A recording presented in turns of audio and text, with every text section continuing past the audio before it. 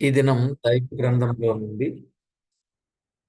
ఏస్కేలు గ్రంథం 37వ అధ్యాయం 7 నుండి 10 వచనాలు చదువుకుందాం. ఏస్కేలు గ్రంథం 37వ అధ్యాయం 7 నుండి 10 వచనాలు.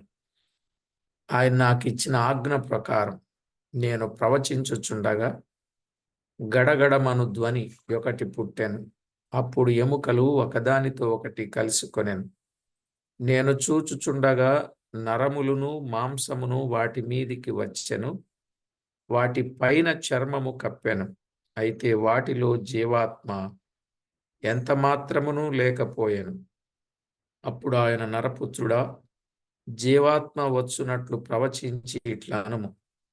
ప్రభువగు యెహోవా సెలవిచ్చున్నదేమనగా, జీవాత్మ నలుదిక్కుల నుండి వచ్చి హతులైన వీరు బ్రతుకునట్లు వారి మీద ఊపిరి విడువుము. ఆయన నాకాజ్ఞాపించినట్లు నేను ప్రవచింపగా జీవాత్మ వారిలోనికి వచ్చెను. వారు సజీవులై లేచి లెక్కింప శక్యము కాని మహాసైన్యమై నిలిచిరి. చదవబడిన లేఖనం కొరకై ప్రార్థన చేసి వాక్యాన్ని విందాం. కృపా కనికరములు గల మా దేవా, కనికర సంపన్నుడా, కృపా సత్య సంపూర్ణుడా, అద్వితీయ సత్యదేవుడవైన మా ప్రియ ప్రభువా, మహోన్నతుడా, మహిమోన్నతుడా, మహిమా ప్రభావములకు అర్హుడా, సాటిలేని మా దేవ, సర్వశక్తి సంపన్నుడా, నిన్న నేడు నిరంతరం ఏకరీతిగా ఉన్నవాడా, మీ గణనామానికి వేలాది వందనాలు, కోటాను కోట్లు స్తుతులు స్తోత్రాలు చెల్లిస్తున్నాం. చదవబడిన లేఖన భాగమును దీవించండి. మా ప్రభువా, మీ నామ మహిమార్థమై అందున్న సంగతులను తేటపరచండి. మీకు రావలసిన మహిమా ప్రభావములను ఆరోపించుకుంటారని, తోడయుండి కాపాడుతారని కోరుచు, మా ప్రభు, మా రాజు, మా రక్షకుడునైన యేసుక్రీస్తు అతి అమూల్యమైన నామమున స్తోత్రము చెల్లించి స్తుతించి ప్రార్థించి మిక్కిలి వినయముగా బ్రతిమలాడి వేడుచూ ఉన్నాం మా పరమ తండ్రి. ఆమేన్. ప్రభునందు ప్రియులారా, పరిశుద్ధ గ్రంథమైన బైబిల్ నుండి ఏస్కేలు గ్రంథములో చాలా విషయాలు మనం నేర్చుకుంటున్నాం. అందులో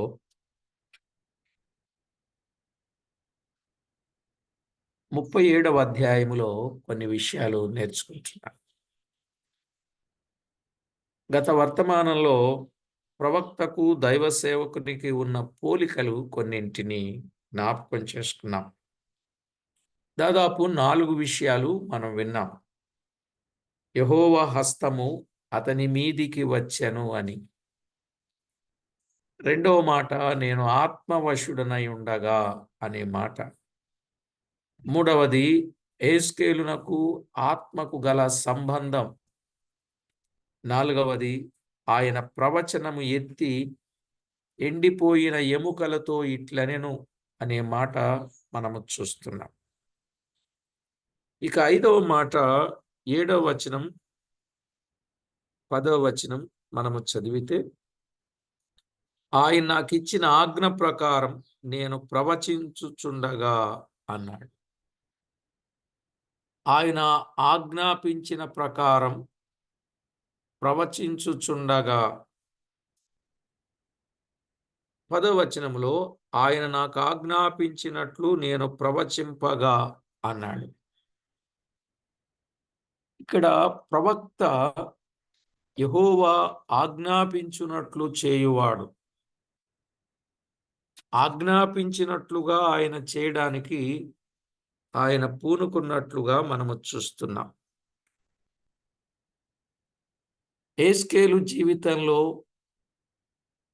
ఆయన ఎప్పుడు కూడా యెహోవా తనకు ఆజ్ఞాపించినట్లే ప్రవర్తించినట్లు మనము కొన్ని ఆధారాలు చూడగలం. ఏస్కేలు గ్రంథం 12వ అధ్యాయం 7వ వచనాన్ని చదువుకుందాం. ఏస్కేలు గ్రంథం 7వ అధ్యాయం 12వ 12వ అధ్యాయం 7వ వచనం, 12:7. ఆయన నాకు ఆజ్ఞాపించినట్లు నేను చేసి తిని అన్నాడు. ఆయన నాకు ఆజ్ఞాపించినట్లు నేను చేశాను. ఆయన ఏదైతే ఆజ్ఞాపిస్తాడో అది నేను చేసి తిని.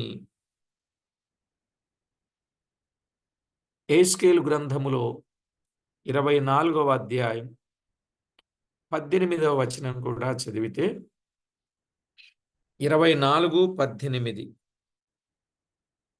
24:18.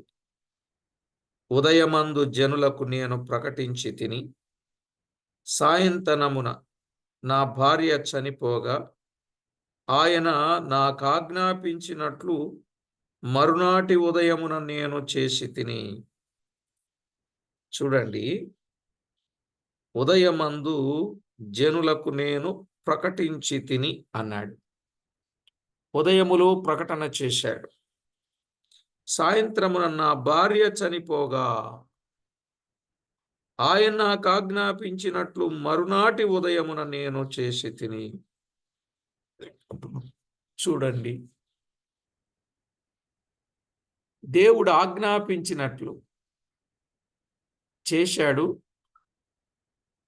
సాయంత్రం భార్య చనిపోయింది, ప్రొద్దున్నెళ్ళి ప్రకటించమని చెప్పాడు. అసలు ఎంత కష్టం అండి అది. భార్య చనిపోయింది, నువ్వు వెళ్ళి ఇప్పుడు మళ్ళీ వెళ్ళి నేను ఆజ్ఞాపించినట్లు నువ్వు జనాలకు ప్రకటించమంటే అది ఏమండి ఎంత కష్టమైన పని అంటారు. అవునా? అందులో ఆయన బాగా ప్రేమించిన భార్య, ఆ భార్యను గురించి చాలా చక్కని మాట చెప్పాడు. సౌందర్యవంతురాలైన భార్యట.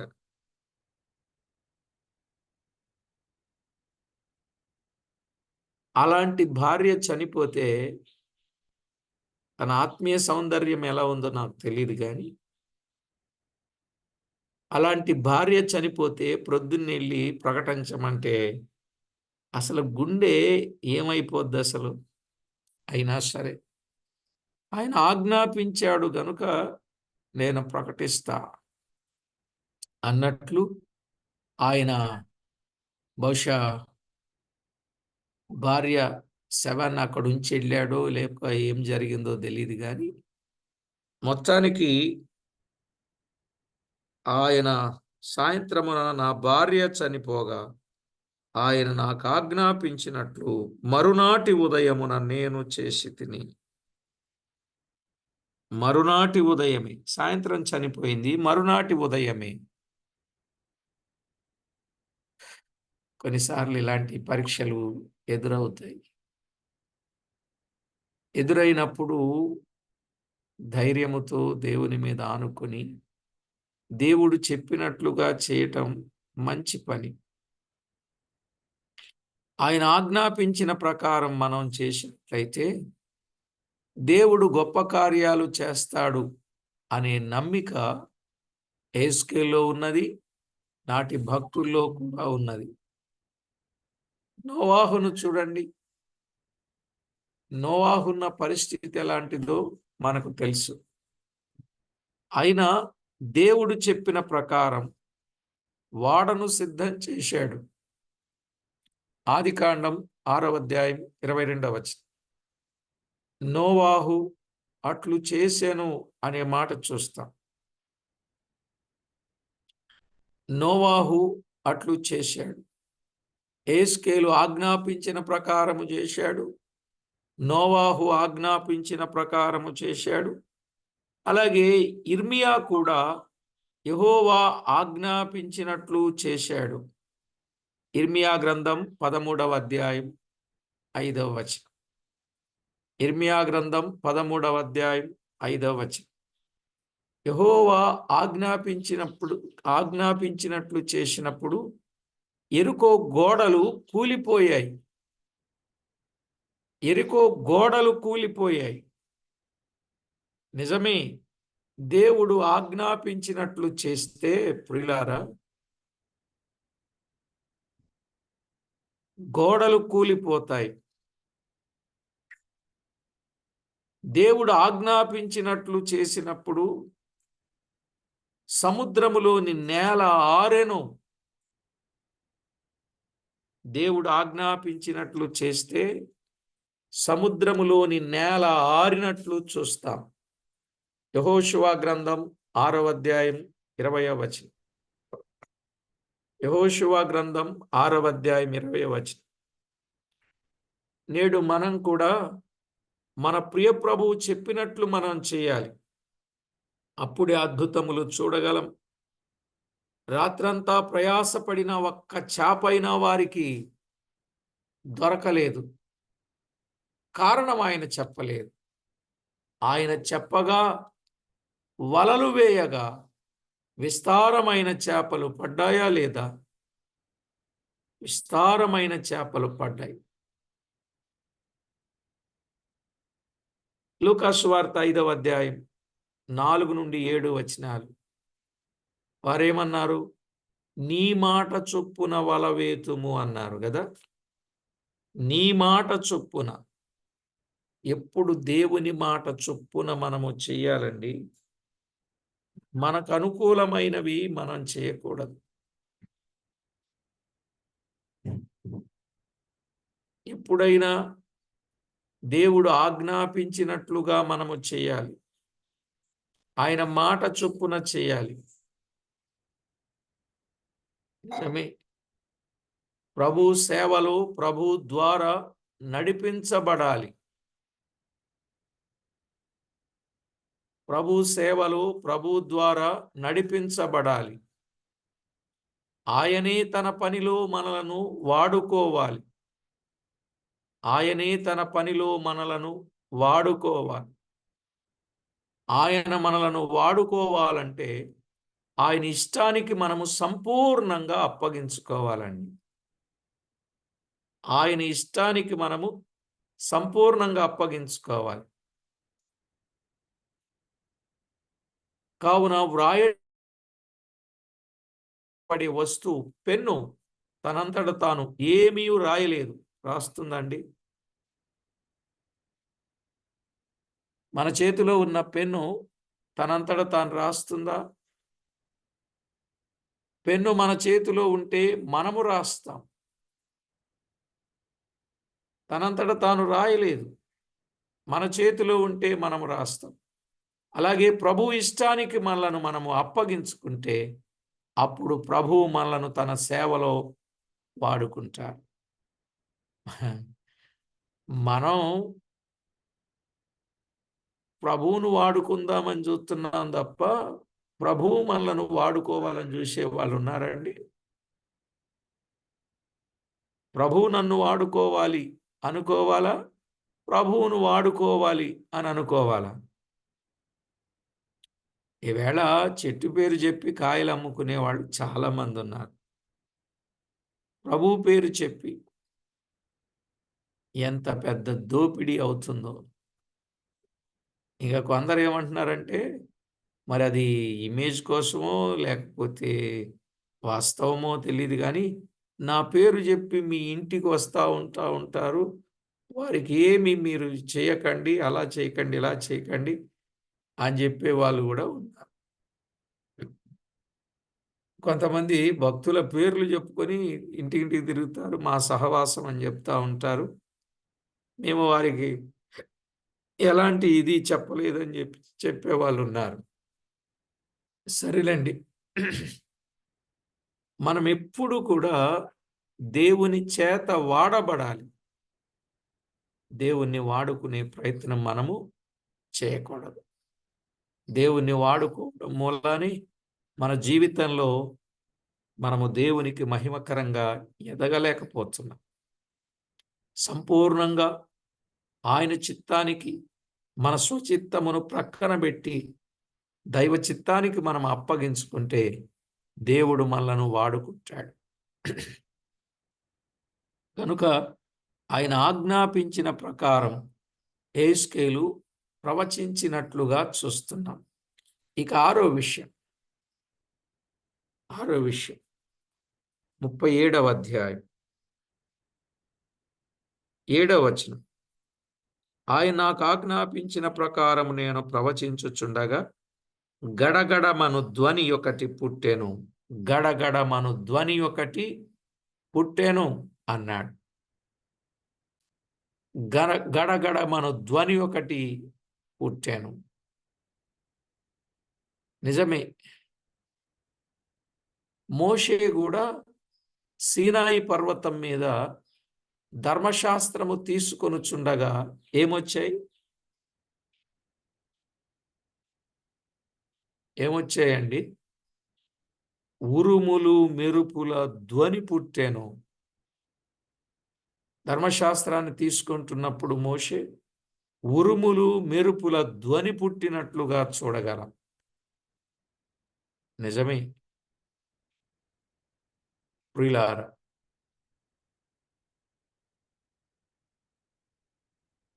మనము జాగ్రత్తగా ఉండాలి.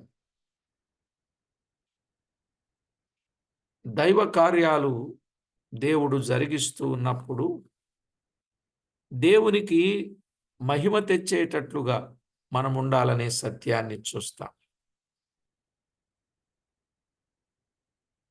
నిజమే. హెబ్రీలకు రాసిన పత్రిక 12వ అధ్యాయం 18 నుండి 24 వచనాల్లో, హెబ్రీ పత్రిక 12వ అధ్యాయం 18 నుండి 24 వచనాలు. నేడు మీరు ఆయన శబ్దము వినిన ఎడల కోపము పుట్టించినప్పుడు కూడా మీ హృదయములు కఠినపరచుకొనకుండా ఉండుడి. మీ హృదయాలను కఠినపరచుకొనకుండా ఉండుడి. పాపం వలన కలుగు భ్రమ చేత ఎవరునూ కఠినపరచబడకుండునట్లు ఒకరినొకరు బుద్ధి చెప్పుకొనుడి. అవును గదా. కాబట్టి హృదయాలను కఠినపరచకుండా ఉండండి, ఆయన శబ్దము వినిన ఎడల అన్నాడు. పెంతెకొస్తు దినాన కూడా వేగముగా వీచు బలమైన గాలి ఒక శబ్దము రాగా అందరూ పరిశుద్ధాత్మతో నిండిన వారైరి అన్నాడు. వేగముగా వీచు బలమైన గాలి ఒక శబ్దము రాగా. అపోస్తల కార్యాలు 2వ అధ్యాయం 1 నుంచి 4 వచనాలు. అపోస్తల కార్యాలు 2వ అధ్యాయం 1 నుంచి 4 వచనాలు. యెహోవా స్వరము బలమైనది, ప్రభావము గలది. అలాంటప్పుడే ఇలాంటివి జరుగుతాయి. యెహోవా స్వరము బలమైనది, ప్రభావము గలది. కీర్తన 29 3 నుండి 9. కీర్తన 29 3 నుండి 9. దేవుని మాట వినబడుచుండగా గొప్ప కార్యాలు జరిగేది వాస్తవం. విన్నారండి? దేవుని మాట వినబడుచుండగా గొప్ప కార్యాలు జరిగేది వాస్తవం. ఓ చిన్న మాట, లాజరు బయటికి రా అని అన్నప్పుడు గొప్ప కార్యం జరిగిందా లేదా? అవును. తండ్రి, నా ఆత్మను నీకు అప్పగించుకొనుచున్నాను అన్నప్పుడు గొప్ప కార్యం జరిగిందా లేదు?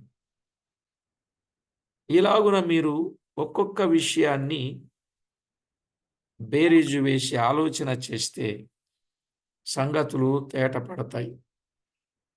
ఇక 7వ విషయానికి వద్దాం. 7వ వచనంలో యెహెజ్కేలు 37:7 ఏమనున్నది? ఆయన నాకు ఇచ్చిన ఆజ్ఞ ప్రకారము నేను ప్రవచించుచుండగా గడగడమను ధ్వని ఒకటి పుట్టెను. అప్పుడు ఎముకలు ఒకదానితో ఒకటి కలిసికొనెను. అప్పుడు ఎముకలు ఒకదానితో ఒకటి కలిసికొనెను. ఒకదానితో ఒకటి కలిసికొనెను. దేవుని మాటలో ఐక్యత కలదు. అవునా కాదండి? దేవుని మాటలో ఐక్యత కలదు. ఏమండి? గడగడ మన ధ్వని ఎందుకు పుట్టింది? ఎవరి ఎముకలు వారిలోనికి వెళ్ళడానికి అవి త్వరపడ్డాయని అర్థం. అంతే కదా? ఎందుకంటే నా ఎముకలు మరొకరికి సరిపోవు. మరొకరి ఎముకలు నాకు సరిపోతాయా? శేఖరన్న గారి నాకు సరిపోతాయండి? నావి శేఖరన్న గారికి సరిపోతాయి. ఎత్తు పల్లం వస్తది. అవునా కాదు? చేతులకు ఆయన ఎముకలు నాకొచ్చి తగిలాయి. నాయి ఆయనకెళ్ళాయి. ఇప్పుడు కురసుంటాయన్నమాట. పొడుగుంటాయన్నమాట. అందుకని ఎవరి ఎముకలు వారిలోనికే వెళ్ళిపోయినట్లు చూస్తాం. అవి వెళ్ళడానికి ఫైట్ చేశాయని. ఆ సౌండ్ ఏంటంటే బోన్స్ ఫైటింగ్ అన్నమాట. నేనెళ్ళాలంటే నేనెళ్ళాలి. నేనెళ్ళాలంటే నేనెళ్ళాలి అన్నట్టుగా.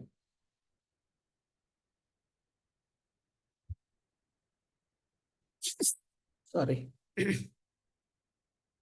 కాబట్టి దేవుని వాక్యంలో వ్రాయబడిన వాస్తవాలు. దేవుని మాటలో ఐక్యత ఉన్నది. అవును. దేవుని వాక్యం ఎక్కడుంటే అక్కడ వారిలో ఏముంటుందండి? ఐక్యత ఉంటుంది. వాక్యానికి లోబడుట ద్వారా మనము ఐక్యత కలిగి ఉండగలం. వాక్యానికి మనము లోబడలేదనుకోండి, మనలో ఐక్యత అనేది ఉండదు. ఇక్కడ వేరువేరుగా ఉన్నవారు ఒకటిగా కూర్చబడినట్లు చూస్తాం. దేవుని మాట ద్వారా ఐక్యత, దేవుని ఆత్మ ద్వారా ఐక్యత కలిగినట్లు చూస్తాం. మరైతే ఐక్యతను కాపాడుకోవలసిన బాధ్యత ఎవరిది? మీది, నాది. అవునా కాదండి? ఐక్యతను కాపాడుకోవలసింది మీది, నాది. ఆయన ఐక్యత కలిగించేవాడు. కానీ ఐక్యత కాపాడుకోవలసింది ఎవరు? మీరు, నేను. కాపాడుకోవాలంటే మనకేముండాలి? ఒకటి ప్రేమ ఉండాలి. 2 సహనం ఉండాలి. 3 దీర్ఘశాంతము ఉండాలి. 4 సంపూర్ణ వినయము ఉండాలి. 5 సాత్వికము ఉండాలి. ఇవి ఉన్న ఎడల ఐక్యతను మనము కాపాడుకోగలం. ఇవి ఉంటే మనము ఐక్యతను కాపాడుకుంటాం. ఎఫెసీ పత్రిక 4వ అధ్యాయం 1 నుండి 3 వచనాలు. ఇవి ఎవరిలోనైతే ఉంటాయో వారిలో ఐక్యత ఉంటుంది. అప్పుడు మనము ఐక్యతను కాపాడుకోగలుగుతాం. ఐక్యత ఎలా కలిగి ఉండగలం? వాక్యానికి లోబడుట ద్వారా. రెండవది దేవుని ఆత్మ చేత నడిపింపబడుట ద్వారా. మరి ఇట్టి ఐక్యత మనకు కలిగి ఉండాలంటే మనమేం కలిగి ఉండాలి? ప్రేమ, సహనం, దీర్ఘశాంతం, సంపూర్ణ వినయం, సాత్వికం. ఎఫెసీ పత్రిక 4:1-3 వచనాలు. ఇక 8వ విషయానికి వద్దాం. 10వ వచనాన్ని చదువుకుందాం. 37:10. ఆయన నాకు ఆజ్ఞాపించినట్లు నేను ప్రవచింపగా జీవాత్మ వారిలోనికి వచ్చెను. వారు సజీవులై లేచి లెక్కింప శక్యము కాని మహాసైన్యమై నిలిచిరి. లెక్కింప శక్యము కాని మహాసైన్యమై నిలిచిరి. ప్రియులారా, ఇక్కడ చాలా విశేషమైన మాట మనం చూస్తున్నాం. ఆయన ప్రవచిస్తున్నప్పుడు జీవాత్మ వారిలో ప్రవేశించి మహాసైన్యముగా నిలిచినట్లు చూడగలం. నిజమే. దేవుని వాక్యములో ఏమున్నది? జీవమున్నది. దేవుని వాక్యములో జీవము కలదు. పేతురు రాసిన మొదటి పత్రిక 1వ అధ్యాయం 22వ వచనం. పేతురు రాసిన మొదటి పత్రిక 1వ అధ్యాయం 22వ వచనం. ఎఫ్రాయిం బ్రదర్ దొరికిందండి రిఫరెన్స్, బైబిల్ త్రిప్పారు. సార్ చదవమంటారు సార్? ఆ, మీరు క్షయ బీజము నుండి కాక ఉమ్, శాశ్వతముగు జీవము గల దేవుని వాక్య మూలముగా అక్షయ బీజము నుండి పుట్టబడిన వారు గనుక నిష్కాప్తమైన సహోదర ప్రేమ కలుగునట్లు చాలండి. అక్కడ అక్షయమైన బీజం, శాశ్వత జీవం కదా, 2 మాటలు. శాశ్వత జీవం, అక్షయ బీజం. కనుక దేవుని వాక్యములో జీవం ఉన్నట్లుగా చూస్తాం. గనుక దేవుని వాక్యము విరివిగా బోధించబడును. అందువల్ల అనేకులు నిత్య జీవమును పొందుటకు కారణమగును. అనేకులు జీవాన్ని పొందాలి అంటే దేవుని వాక్యం వినబడాలి. మనము స్వార్థ ప్రకటనలో చేసే ప్రయత్నం అదే. కష్టం కావచ్చు, ఖర్చు కావచ్చు, కానీ అనేకులను జీవములో నింపే పని మనము చేస్తున్నాం. అందువల్ల అది ఎంతో గొప్ప పరిణామం. దేవుని ఆత్మ ద్వారా యెహెజ్కేలు మాట్లాడుచుండగా దేవుని ఆత్మ నలుదిక్కుల నుండి వచ్చి కార్యము జరిగించినట్లుగా చూడగలం. 14వ వచనం చదువుకుందాం. 14వ వచనం. నేను యెహోవానై ఉన్నానని మీరు తెలుసుకొందురు. మీరు బ్రతుకునట్లు నా ఆత్మను మీలో ఉంచి మీ దేశములో మిమ్మును నివసింపచేసెదను అన్నాడు. యెహోవానగు నేను మాట ఇచ్చి ఉన్న దానిని నెరవేర్తునని మీరు తెలుసుకొందురు. ఇదే యెహోవా వాక్. నిజమే, దేవుని ఆత్మ ద్వారా యెహెజ్కేలు మాట్లాడుచున్నప్పుడు దేవుని ఆత్మ నలుదిక్కుల నుండి వచ్చి కార్యము జరిగించెను. దేవుని పరిశుద్ధాత్మ తన సేవకులను వాడుకొనును. అదే సమయములో దేవుని ఆత్మ వినేవారిని ఒప్పించున్నట్లుగా కూడా చూస్తాం. క్రొత్త నిబంధనలో వినేవారిని ఒప్పిస్తా ఉన్నాడు. యోహాను సువార్త 15వ అధ్యాయం 26, 27 వచనాలు. వినేవారిని ఒప్పిస్తాడు. యోహాను సువార్త 16వ అధ్యాయం 8, 9 వచనాలు. యోహాను సువార్త 16వ అధ్యాయం 8, 9 వచనాలు మనము తేటగా వింటాం. పాపములను ఒప్పిస్తాడు. వినే భక్తుని నీవు పాపివని చెప్పించును. ఆయన యందు విశ్వాసముంచకపోవుట పాపమని తెలియచేస్తాడు. ఒప్పిస్తాడు. యేసుక్రీస్తు నీ పాపము కొరకు బలి అయిపోయి నీతిమంతునిగా తీర్చుటకు ఆయన తిరిగి లేచాడు. విశ్వసించిన ఎడల నీతిమంతుడవు అగుదువు అని ఆయన ప్రేరేపిస్తాడు. నిజమా కాదా? అలాగూ ప్రేరేపిస్తాడు. నీవు పాపివి, అదే లోకమును పాపమును గూర్చి తీర్పును గూర్చి ఒప్పింపజేయును అన్నాడు అక్కడ. అలా ఒప్పింపజేసినప్పుడు ఎవరైతే ఆ పాపాన్ని ఒప్పుకొని విడిచిపెడతారో వారు నీతిమంతులుగా తీర్చబడతారు. రోమాపత్రిక 4:25, 5:5లో కూడా మనము చూస్తాం. రోమాపత్రిక 4:25, 5:5లో ఉన్న సంగతి. తీర్పును గూర్చి ఒప్పుకొనజేయను. అపవాది సిలువలో తీర్పు పొంది ఉన్నాడు.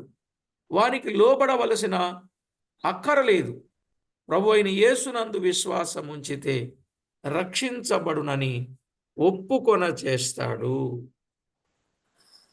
కాబట్టి ప్రభునందు ప్రియులారా, జీవము గల దేవుని వాక్యములో ప్రతి వ్యక్తి కూడా దేవుని యొక్క సముఖములో ఆత్మ చేత అతడు ఒప్పించబడతాడు. ఒప్పించబడినప్పుడు మనసును కఠినం చేసుకోకూడదు. ఎప్పుడైతే ఒప్పుకుంటాడో, ఆ పాపాన్ని విడిచిపెడతాడో, ఇప్పుడు ఆ వ్యక్తి ఏమవుతాడండి? రక్షించబడతాడు. అనగా బ్రతుకుతాడు అని అర్థం. ఎఫెసీ పత్రిక 2వ అధ్యాయం 5వ వచనం అదే కదా చెప్పింది.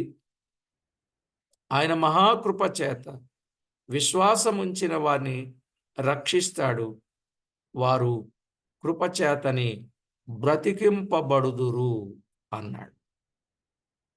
ఇలాగున అనేక మంది బ్రతకాలి, మహాసైన్యమై నిలువాలి, దేవునికి మహిమ తేవాలి. అలాగున ప్రభు యొక్క కార్యం ఆయన నామ మహిమార్థమై ఆయన జరిగిస్తే దేవుడు. కనుక ప్రతి ఒక్కరూ ఈ సంగతిని, ఈ సత్యాన్ని మీరు గుర్తించండి. దేవాది దేవుడు సర్వమానవాళి విషయములు ఆయన చేసే ప్రతి పుణ్యకార్యం ఎంత విశేషమైనదో మనం ఎరిగి దేవునికి మహిమకరంగా మనము జీవించాలి. ప్రియులారా, ఏస్కేలునకును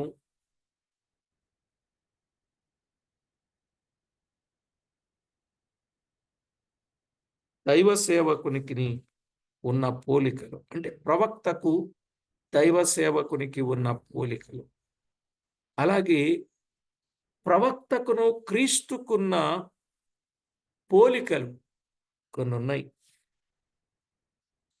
క్రీస్తుకును ప్రవక్తకు ఉన్న పోలికలు, ఆ సంగతులు తరువాత పాఠంలో మనం విందాం. ప్రార్థన చేసుకుందాం. ప్రతి ఒక్కరూ దేవుని యొక్క సన్నిధిలో సజీవులైన వారై, అనగా బ్రతికిన వారై, అనగా రక్షించబడిన వారై, ఆత్మ కలిగించు ఐక్యతను కాపాడుకున్న వారమై, ఆయన నామానికి మనము మహిమ తేవలసిన వారమై ఉన్నాం. అలాగున ప్రతి ఒక్కరం సిద్ధపడదాం, ప్రభు నామాన్ని మహిమపరుచుదాం. ఎందుకంటే దేవాది దేవుడు మనలను ప్రేమించి బ్రతికించడానికి ఆయన ఇష్టపడ్డాడు. మహాసైన్యమై నిలిచినట్లుగా కేవలం ఎండిపోయిన ఎముకలు, వాటిలో జీవము లేదు. కానీ దేవుని మాట చొప్పున ప్రవచించినప్పుడు మహాసైన్యముగా నిలిచినట్లుగా చూస్తాం. ప్రియులారా, ఈరోజు ఎవరైతే దేవుని మాట వింటారో వారు ఖచ్చితంగా బ్రతుకుతారు. దేవుని మాట వినిన వారు బ్రతుకుతారు. లేఖనంలో చక్కని వచనాలు ఉన్నాయి. నీ వాక్యం నన్ను బ్రతికించేది అన్నాడు, బాధలో నెమ్మదిచ్చేది. వాక్యం బ్రతికించేదండి. ఎందుకంటే వాక్యములో జీవమున్నది. అందుకే ప్రతి ఒక్కరు ఎన్ని పనులున్నా వాక్యము దొరికే స్థలానికి మనము చేరి వాక్యముతో సహవాసము చేస్తున్నామంటే మనము జీవిస్తున్నామని అర్థం. అలాంటి శ్రేష్టమైన అనుభవాలు కలిగి ఉందాం. ఎప్పుడు మిస్ చేసుకోవద్దు. దేవుని వాక్యాన్ని వినబడేటప్పుడు, వినబడని రోజులుంటాయి, అప్పుడు మనం వినలేము. వినబడేటప్పుడు మనము సంపాదించుకొని జీవము కలిగిన వారముగా ఉండుట మంచిది. పరిశుద్ధుడవైన మా తండ్రి, ఘనుడవైన మా దేవ, మీ ఘననామానికి స్తోత్రములు చెల్లిస్తున్నాం. మా ప్రభువా, మీ దివ్య లేఖనములో నుండి తేటగా మాట్లాడిన కొన్ని సందర్భాలను బట్టి మిమ్మును స్తుతిస్తున్నాం. మా ప్రభువా, గత వర్తమానములో 4 విషయాలు, ఈరోజు మరికొన్ని 4 విషయాలు మేము వినడానికి మీ సెలవైనందుకు స్తోత్రములు. మా ప్రభువా, అన్ని విషయాల్లో మీ నామమునకే మహిమ, ఘనత, కీర్తి, ప్రభావములను ఆరోపించుకుంటారని కోరుతా ఉన్నాం. మా ప్రభువా, మా జీవమేపాటిదో మాకు అర్థమైంది. అంతలో కనబడి అంతలో మాయమయ్యే ఆవిరి వంటిది మా జీవితం. మా నాయన, మీకు అప్పగించుకున్నప్పుడు మీరు జీవమిస్తారు, నిత్య జీవమిస్తారు. మా ప్రభువా, అట్టి మాటల యందు లక్ష్యముంచి మీకు మహిమ తెచ్చేవారిగా ప్రతి ఒక్కరిని సిద్ధపరచమని, తోడై ఉండి కాపాడమని, విడువక ఎడబాయక కృప చూపుతారని కోరుచు మా ప్రభువు, మా రాజు, మా రక్షకుడైన యేసుక్రీస్తు అమూల్యమైన నామమున స్తుతించి స్తోత్రించి ప్రార్థించి మిక్కిలి వినయముగా బ్రతిమిలాడి వేడుచూ ఉన్నాం మా పరమ తండ్రి. ఆమేన్. ఆమేన్. ప్రభునందు ప్రియులారా, జీవము గల దేవుని వాక్యంలో మనం విన్న సంగతులు జాగ్రత్తగా ముద్రించుకుందాం. దేవునికి మహిమ ఆపాదిద్దాం.